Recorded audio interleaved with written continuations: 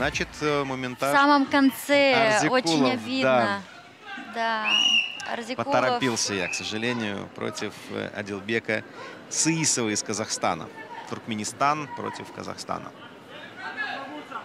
Так, ну, будем смотреть. Будем Но у нас надеяться. есть свой интерес, правильно? У нас Значит, есть. мы за Муминажа болеем. Конечно. Надо, чтобы, как говорится, у нас, что протянул нашего Артема, дал ему шанс еще побороться. Так, ну вот, это будет предупреждение для спортсмена из Казахстана.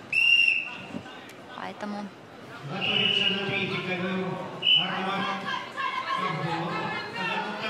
Ну вот, начал активничать Адилбек после предупреждения. Очень грамотно пытался сейчас перейти на болевой. На болевой, но пока что... Ну, не перешел. Да, ох! Тоже хорошую атаку он хотел провести, но немножечко себя распустил в самом конце. Так, ну вот видим, что он сразу блокирует две руки спортсмена из Казахстана. И видим, что он неплохо борется в этих захватах. Вот пытается провести атаку и в одну сторону, и в другую сторону, показывая свою активность. Но при этом все равно у него не все получается. Да, вот он сейчас пытается перейти все-таки на болевой прием. Будем смотреть. Вот здесь он очень хорошо, кстати, вот можно обратить внимание, как он хорошо старается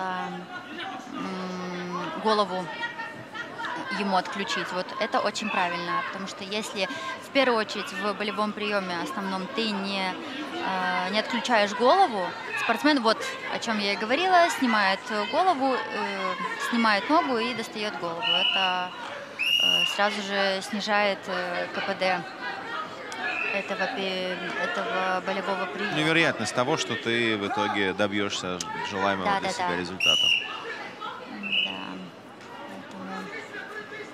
2 минуты уже позади.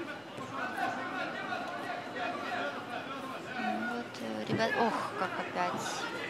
Ну, ой, ну вот спортсмен из Туркменистана такой верткий. Как-то он так выкручивается. Всех атак этих да, он уходит. Вот от всех атак, точнее. Да, уже которую атаку подряд, где кажется, ну вот уже все. Вот так вот, 5 атак, а при этом попадается на удержание. Вот очень интересно. И вот я надеюсь, что, конечно, спортсмен из Туркменистана сможет додержать удержание. Вот мы опять же видим, сколько атак уже точно заработал.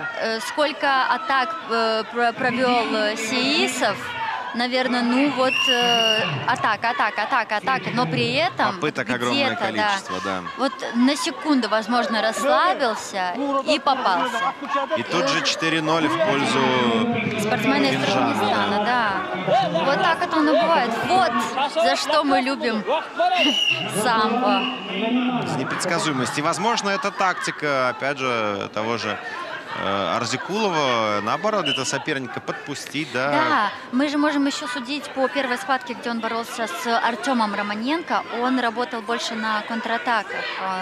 Артем, он шел первым номером, а спортсмен из Туркменистана контрил. Ну и вот мы видим, эта тактика работает и в случае... Да, и видим, ого, что творит он, а? Еще какая красота! Вот это схватка, вот да. Вот так вот, видите, как оно бывает. Вот. Великолепная атака, Шикарно. Блестящие 4 балла и победа досрочная Муминжана. Ну что ж, для нас это тоже радость. Да, хочу сказать, что еще помимо того, что это самбист, с его тоненькими ножками, я думаю, что в модели он бы тоже мог да, пройти. вполне себе, я думаю, мог бы себе и в этой найти ипостаси. Ну ничего, мы знаем, что карьера спортсмена скоротечна, поэтому еще возможно. Мы ему такую подсказку даем, да, чем можно заняться уже после завершения профессиональной карьеры. Последняя схватка на этой стадии. Иван Захаров против Маската Бакытова. участник из России против спортсмена из Казахстана. Ну, здесь, в принципе, у нас не то чтобы интереса нет, да, я имею в виду...